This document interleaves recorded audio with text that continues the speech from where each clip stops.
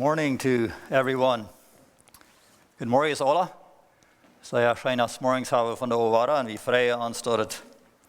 Waar dat zo schijn wordt, hebben we lang nog geluid. En we vrije aanstort, we kunnen als gläubige taub komen zum fellowshipen am Geist, wenn wir ook niet körperlich so viel taub sind. Hier zijn we van de over. Ik heet iedereen welkom, wat daar gekomen is zum Tauhorchen van thuis. Mag God je zijn. Ik weet, er zijn mensen, vele mensen. Mag iedereen de vrede Gottes beleven van de morgens en encouraged worden. We hebben God van de wat ver te brengen van wat een vrouw het hart is. We hebben alle, die we Jezus had geleerd, hebben we een geschenk gekregen, dat we kunnen schaftig zijn. Dat is goed dat we dat allemaal vele doen. We velen veel dat er zijn dingen wat ons geen aankomen doen. Maar in werkelijkheid, wanneer we aan denken wat ons gegeven is worden, dan hebben we een vrede. En dat is een zeer grote vrede. Voor we nog in de boodschap gaan, willen we met ons bulletin bezijnen wat we voor deze werk nog hebben. Eerstens vandaag hebben we nog een mission report bij video van Carlin Lowen. En nog een hoofdboodschap van prediker Roland Heid. En aan deze werk medwerk waren een Bijbelstudie. Dus we het eigen gedaan hebben, dat het je livestream wordt. Zo alle welkom, 7:30 medwerk. Dinsdag heb ik benoemd als ministerial meeting. Dat is enkele hoop in IMF top. En vrijdag als deacon meeting. En dan heeft de mission board hier nog wat ze willen te zeggen. Ik wil het hier lezen. Harbor Lights Ministry has bought a building in Arbrook to set up a thrift store. Mission board is looking for volunteers, men and ladies, to help cleaning and renovating the building. Starting Tuesday, May 19. So, wanneer je geïnteresseerd bent om te helpen, zij je welkom. Dat Wilmer live contact wendt. En nog aan de school gedacht, de schoolleiders schaffen immer nog met de students daar helpen, wat de arbeid voor die is, nog een werk. En vrij ons voor wat die doen, moet ik weer. En hier is nog een reminder dat de pledge forms wat uitgeschickt worden, we willen nog wat aanbieden, renoveren bij voor de schoolstoel van next jaar. De pledge forms, please dat die terugschikken, dat we kunnen weten aan wat we zijn met de schaffen. En dankzij voor dat wat we al hebben. En hier in je prayer items hebben we eerstens een ding wat hier niet gesnapt gekomen. Broeder Bernd Wieler vroeg me nog hier wat share van zijn schweermama. Anna Wieler, de mom. We kunnen die in bed. Die is al lang niet goed afgewast. Die is nu een winkel im hospital. En wil het nog zo is dat familie niet die eerst kan bezoeken. Dus ze worden wensen. Wel we bijzonders voor de zuster beden en ook voor de familie. En nog mij hebben we het hier gezegd, wel we deze tijd uitschepen dat we onze waarde diepers lonen doen en ons tjessel het leven. En de tijd waar we bijna leven. En wel we ook beden dat God wat mij arbeider en een harvest schakken ten zeilen raden. En een bijzondere gebedsgedanke voor deze werk is wel we voor de marriages beden. Die zijn een beeld van de kerk. En Jezus in de kerk, dat we en dat beeld laten doen, terwijl we dat in ons gebed hadden, deze werk. En nog een weg, het hier staat zo, de family camp, wat we gepland hebben van jullie. De board, die plant allemaal nog weer met dat. Maar de gelegenheid schijnt groot te zijn, dat we dat niet wat gaan te hebben, als we hebben gelegd. Het is mogelijk dat we maar afschuiven, maar wel we daar nog beden, dat God wat rijdt maken voor dat, en hij wat er daar opmaken. Wel we nu nog beden, voor we weer gaan aan een boodschap nemen. Hemelse Vader, dankzij dat u ons deze gelegenheid geeft, dat je het top te komen en geloven, naar die woord te horen. We bidden dat u was ons reden vandaag. Ik bid dat u was mij weergeven en een open weg eruit te brengen wat u mij gegeven hebt in mijn hart. Ik dank u voor de vrede wat u mij gegeven hebt in mijn hart. En ook dat wat u toe hebt gedaan. Ik bid dat u was leven geven. Ik bid dat u was opfrassen en sterk maken. Al die kampen wat we die zeker doen in ons leven. Dat al die schwierigheden, al die proeven wat we doorgaan doen, dat we worden doordat nooit naar die komen en we worden wassen. En we worden schaftig die in het heen gaan. En Jezus zien noemen. Amen. Jo, dus ik al zei, de boodschap van daar, wel we moeten met denken, wat is dat een vrouw het hart te hebben? Hoe zou je vrouw zijn? Ik weet veel van ons, we zijn vrouw. We zullen vrouw zijn. En er zijn ook tijden waar we dus oprechtig worden want toestaan dat is, ik wil me niet zo staat. Er zijn dingen in het leven die zijn schwer, we worden geproefd en dingen gaan niet ons. En we meenen die verlangen is dat echt is een boodschap dat ieder einer wordt moed gesproken worden, wel we ons ogen opheven waar we moedig ver weg gaan. En een vrouw am Anfang is dit zo, wat ik me aan met maken denken is, wanneer we leven doen, we zijn zo zeer veel in deze wereld wat ongoedlich is. We feilen veel dingen wat ongoedlich feilen doen, even in ons körper. Oder in onze dagelijkse dingen, in ons willen, ons plannen, wat we leggen te doen en die dingen we zullen uitkomen doen. En dan zijn we, geloof ik, in manchmal niet ganz gebalanced, oder lang niet gebalanced. Wanneer we nu mal een wechsel in ons oog nemen doen, zoals een seesaw, wanneer we wat wegen doen, woont als schwander. Wel we mal een vrouw stellen, dat is, wanneer God op een wechsel staat en eine ziet, en zo toen staat op een andere zijde op de wechsel, woont als schwander. Als God oder de Zoton woont als schwander, woont als storcher, woont als wecher. Ik geloof dat twijfelen we dus niet aan. God is veel, veel sterker, veel, veel schwander als Zoton. Dat is de God. En 1 Johannes 4, da sagt es dit. Kindlein, ihr seid von Gott und habt jene überwunden. Denn der in euch ist größer, dan der in der Welt ist. Hier sagt dat. En dat twijfelen we niet aan. Maar wanneer we dat met wieder bechecken doen, hoe about wanneer we zeggen de hemel en de hel, wanneer die op een wechsel worden staan. Eine zie de hemel en andere zie de hel. Want lees als grata. We weten dat de hel die is schrikkelijk. Veel schrikkelijker als we ons kunnen really verstellen. En als ik jong weer had ik me gegruld voor de hel en dat bewoog me te zeker en ik wist dat er weer een waarheid uit. Maar wanneer we de hemel worden ganz zijn, ik geloof de hemel die is veel grata, dat schijnen is veel grata als dat slechte in de hel. Dat hebben we ons goed begrijpen. En wanneer ons leven, onze ervaringen bechecken doen, op deze wechsel, de goede dingen of de slechte dingen, wanneer zijn er meer? Vele dat zeker veel meer zo, dat is veel meer slecht als goed. Wanneer we checken in de wereld, wanneer we te de stad varen, wanneer we nieuws horen doen, dan is bij wie het meeste, zij wie dat wat niet aangeneem is, dat wat niet jattelijk is. Maar wel we dat moeten bechecken, want God dat Ganze bechecken dat, en wanneer we God erkennen doen, dan is dat goede zeer veel meer als dat slechte. Geloofst u dat? De zegeningen in ons leven zijn veel zwaarder, veel wichtiger, veel bedieningsvoller als dat wat we geloven wat in het leven zwaar is. De vrede in het leven zijn veel meer. Die zijn veel groter als de schwierigheden in het leven. En dat moeten we ons manchmal zeggen, because dat is de waarheid. En een geschichte van een man, ik weet een beetje van hem, dat is een Charles Naylor. Die heeft mal over 100 jaar terug geleefd, nou, als hij niet 100 als hij stierf. Maar die wordt in de States geboren in 1874. Hij bekeert zich van als hij 18 jaar oud werd.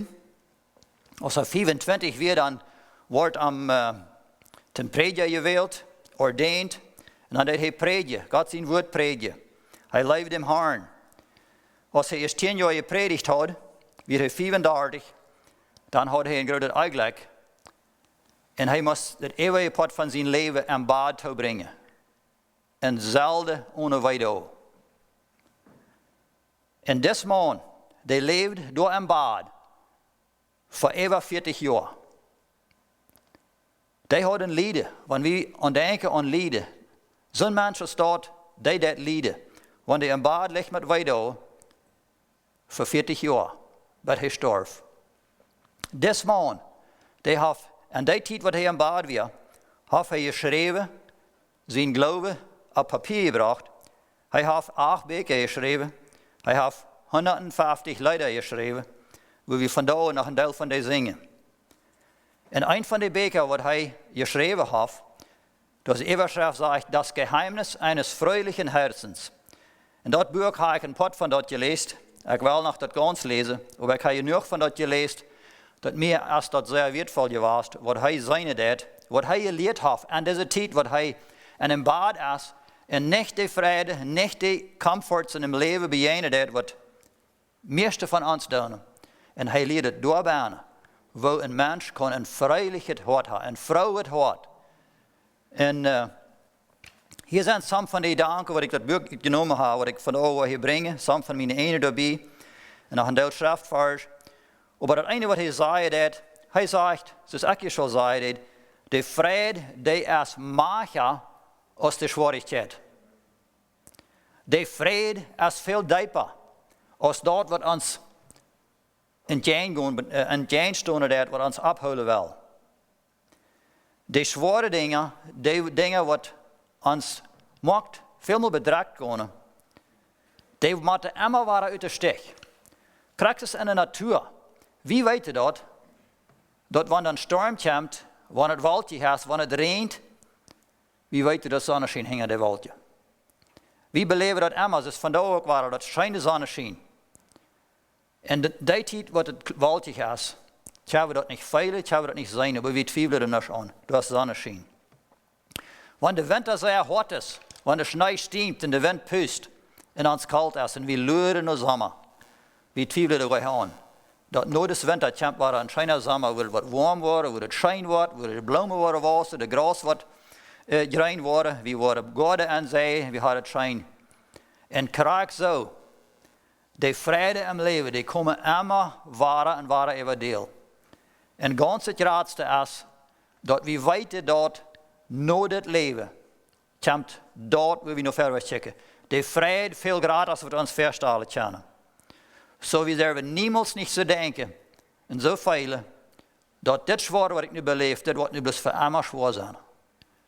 We kunnen dat immer klaar hebben, want dit zwaar wat ik nu bijna zie, of de weide wat ik vandaag beleven doe, door hinget komt immer een vrede van zijn Gottes. En die vrede is die zonneschijn boven de wolkje, die is immer door. En dat is heerlijk. Te weten, dat is door. Wie zeker dat van ganzem harte en wie vingen dat. God laat zich vingen en die vrede. God is veel groter als al dat wat ons in deze wereld ophouden deed. In 2 Korinther 4, vers 18, da sagt Paulus, dat uns, die wir nicht sehen, auf das Sichtbare, sondern auf das Unsichtbare. Denn was sichtbar ist, das ist zeitlich. Was aber unsichtbar ist, das ist ewig. In Christus mit dieser Frieden. Dann rede ich von dort, was wir im Harte weten, durch den Glauben an Jesus Christus. Und dort, was wir sein kennen, dort weit wie dort ist so, dass die Bäume wachsen, und dat de zon schijnt, en dat er waldje komen, en dat ik de mensen ha, en de ouderen ha, de kinderen ha, dat kunnen we onze ogen zijn. Aber diese Natur, die wird vergehen, sagt die Bibel, aber dort, was wir nicht sein können, dort wird bleiben. Und diese Freude in uns Leben, als dort, was da wird bleiben, das können wir nicht mit unseren fleischlichen Augen sein. In Jesaja 14, Vers 7, da sagt es steht, nun ruhet doch alle Welt und ist still und jauchzet fröhlich. Wo können wir das verstehen? Glaube die Bibel, die redet irgendwas, was nicht möglich ist? Ich glaube, alles, was die Bibel sagt, das ist so. Und hier kriegen Jesaja das Vers, dort ist an der steht, wo Jesaja propheziert hat, wo die König zu Babel wird durchgebracht wurde. En Israël wordt vrijgekomen van dit feind wat jij net is, wat aan het leven zo verdorven heeft. De Chinese Babel wie een zeer, zeer harde Chinese. Die regiert op deze wereld en die weer onbarmherzig. Dat wie een harde Chinese. Dat wir grausam für die Völker, was mank am wäre. Und die Prophezeiung hier ist, dass das grausame König, dem wird die Macht genommen wurde, der wird gestürzt wurde, der wird dort im Grove geschmiert wurde, der wird nicht mal begraft worden, weil so schrecklich als dem seine Strophe, so schrecklich auf er geschafft.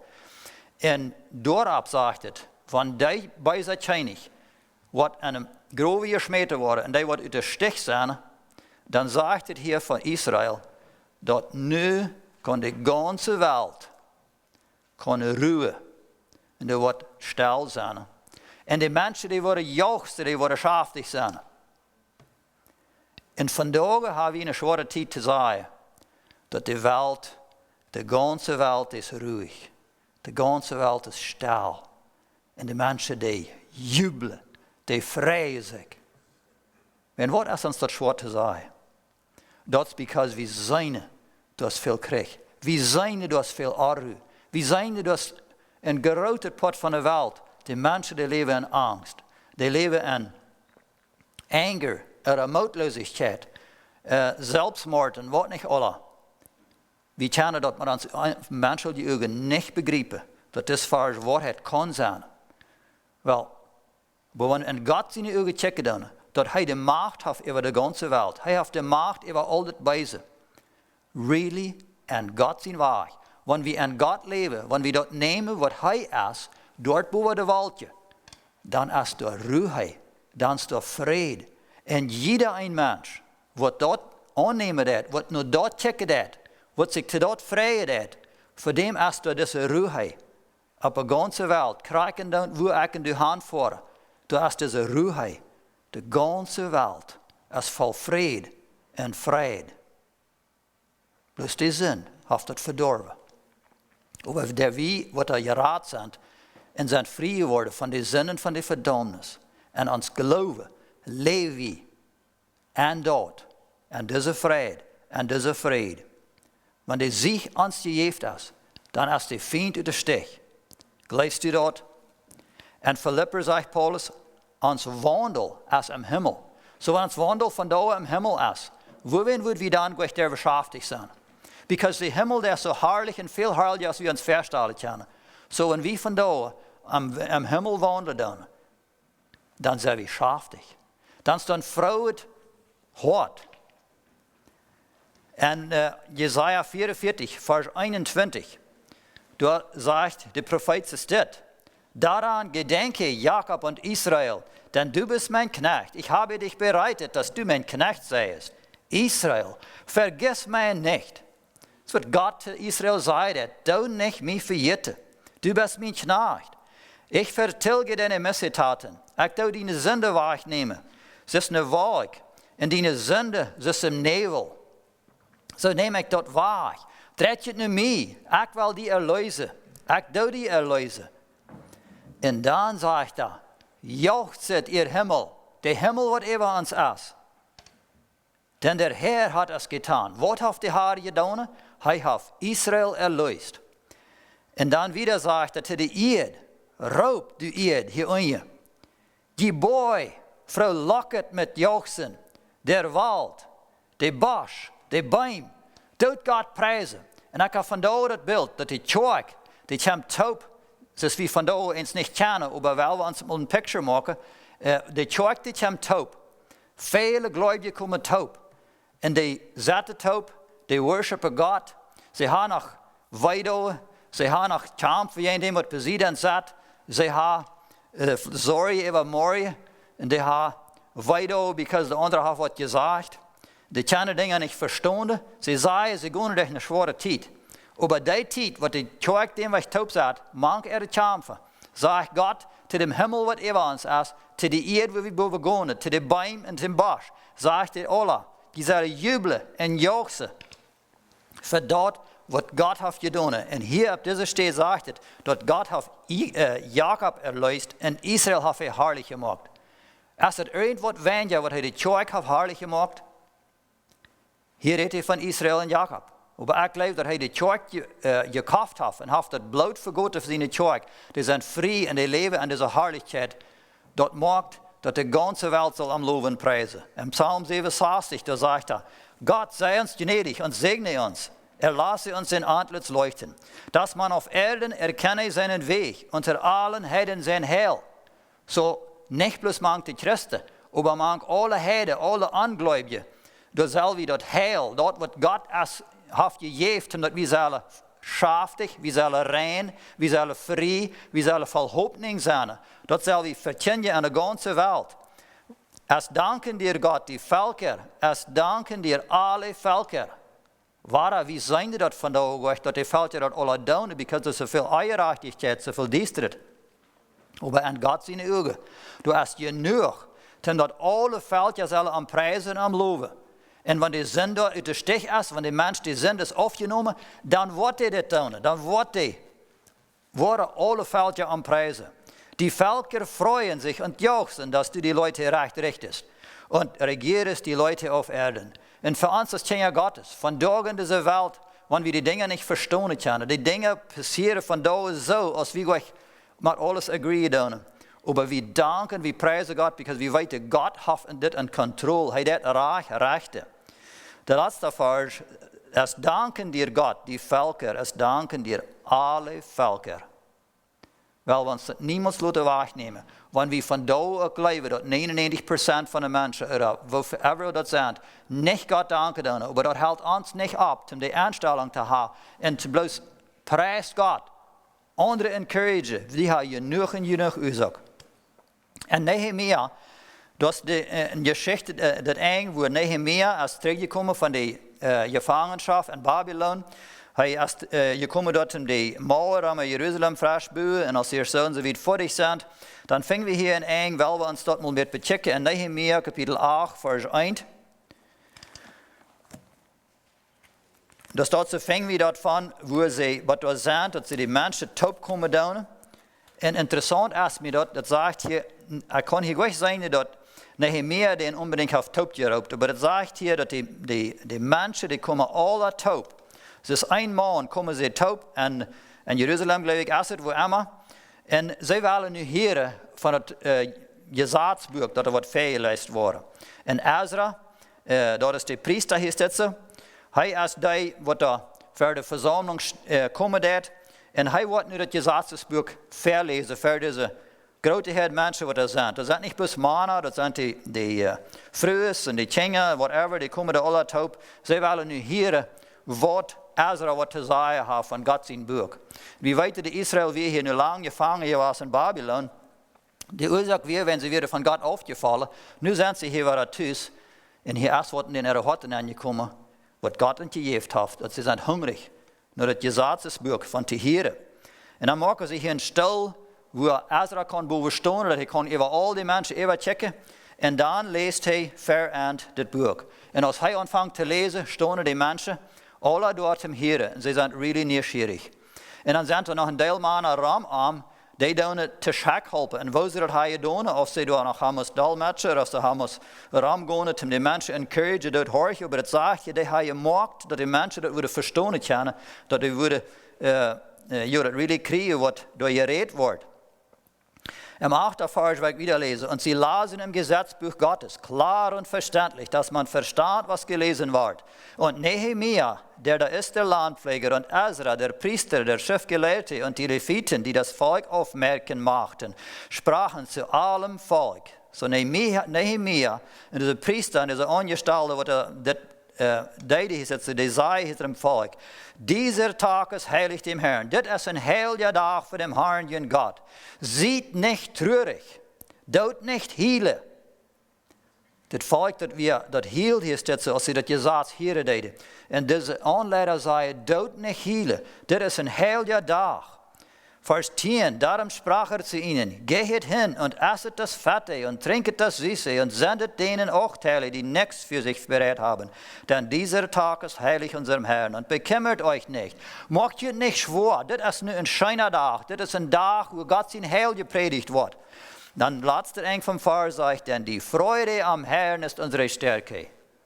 Fehlt dir das an Kraft, fehlt dir das an Stärke zum Verweg gehen an dein Leben, an deine Kämpfe, dann Freude am Herrn. Sieh nicht traurig.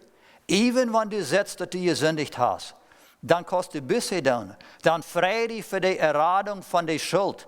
Freude, Dat is een dag waar du kannst de vergeving krijgen voor dat wat die drekken deed. En go ver weg. Vers 12 sagt und alles Volk ging hin, dass es esse, tränke und Teile sendete und eine große Freude machte. Dort jaft eine sehr große Freude. Und das war das deed. Wenn Gott sein Wort gepredigt wird, wie noch am checken dann kommt all diese Freude, was da boven der Welt ist, die wird noch uns gestrahlt. Dann jaft das Leben, wo wir uns immer verfreut können. Jesus, als hij geboren wordt, dat fingen we dan in Lukas 2, wo die Engel komen dan en die vertalen dat Jezus is geboren. Dan zei die Engel dat ik vertel je een Nachricht wat een grote vrede is voor alle velden. En die vrede is vandaag graag zo groot als die dan weer. Dat is een vrede voor alle velden. Wel we dem Herrn loven en prijzen voor die erlösung wat er gekommen is. Jesus sagt in Johannes 16, Vers 22, und ihr habt nun Traurigkeit, aber ich will euch wiedersehen und euer Herz soll sich freuen und eure Freude soll niemand von euch nehmen. Wohin würden wir vandaan, wenn wir ein Kind Gottes waren, der Lebenszeit irgendwo einmal eine Ursache haben, dass wir nicht diese Freude haben. Wenn die Erlösung in uns Hart ist angekommen, dann ist eine Freude, was da bleiben wird. Die kann keiner von uns mitnehmen. Jesus sagt aber anders steht, dass seine Schub, die sind bei ihm, und keiner kann die Schub in seine Hänge rütteln. Gerade so kann keiner die Freude aus uns mitnehmen, wenn wir die Freude von Gott gekriegt haben. Römer 14, 17 sagt, denn das Reich Gottes ist nicht Essen und Trinken, sondern Gerechtigkeit und Friede und Freude in dem Heiligen Geist. Und unsere Arbeit, der uns Tag, der Werk, wenn wir uns Hart das Rechte drehen, da ist bloß eine Freude. Wenn die Angst, was in uns Hart ist, wenn die Schuld, was in uns Hart ist, rückgenommen wird, das geht nicht anders, als das dann eine Freude. Because whoever Gott ist, da ist Freude. Und da sehe ich von da sehr dankbar für. Das gibt mir eine große Freude in meinem Leben. Da weiß, da werden keine Schwierigkeiten in mein Leben kommen. Und wenn ich an die Schwierigkeiten, wenn ich an die Trübsal sehe, an die Weidau sehe, zu weiten, dass hier wird das Anerschein kommen hängen. Wir sind niemals nicht für immer traurig. Da wird immer ein Licht abkommen, da wird immer eine Freude wird über die kommen. Und wenn wir dort weiter, und ja, von Tagen, all eine Freude. Und mag Gott uns bewahren, dass wir nicht in Angst kommen. Von da an Dinge, die wir beleben, das können sehr viele verschiedene Dinge sein, aber Angst ist ein sehr großes Hindernis, dass wir nicht froh sind. Wenn wir haben Angst für irgendwas. Und wir können uns das so, wir können uns das anwenden, Angst zu haben, wir können gebunden sein an dort. Aber nee, wir dürfen nicht. Und um die Angst loszuwerden, dann müssen wir nur Gott checken, sein Wort checken. Das ist er in sein Wort versprochen hat, dass er bei uns ist. Und das ist was wir gelesen haben.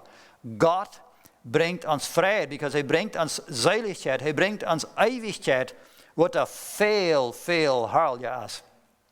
Als alle Schwierigkeiten. Viel herrlicher. Veel groter Gewicht im Himmel als in der Hall. Das Scheine, was er für uns hat. Wir haben es ohne Eng und ohne Eng Ursache, dass wir immer wieder unsere Augen abheben. Und wir wollen mutig sein. Wenn wir mutig sind, dann machen wir andere mutig. Wenn wir mutig sind, dann jaft uns dort ein offener Weg zum Deine, zum Leben, das ist Gott, das gerechnet hat. Dass Gott sein Wort wieder verkündigt wird. Ich will aufschließen mit das, und mag Gott jeden segnen, mag Gott jeden frohe Mut geben. Ich weiß dass viele von ihnen sagen, dass die Beleben wird schwer. Aber ich mag mit das jeden Mut sprechen. Da wird die Freude wird klar schienen, wenn ihr das von da nicht feilen kann. Und das gibt ihnen von da eine Kraft. Wenn ich in das Leben über eine Ewigkeit die Freude an Gott zu beleben. In Jesus' Namen.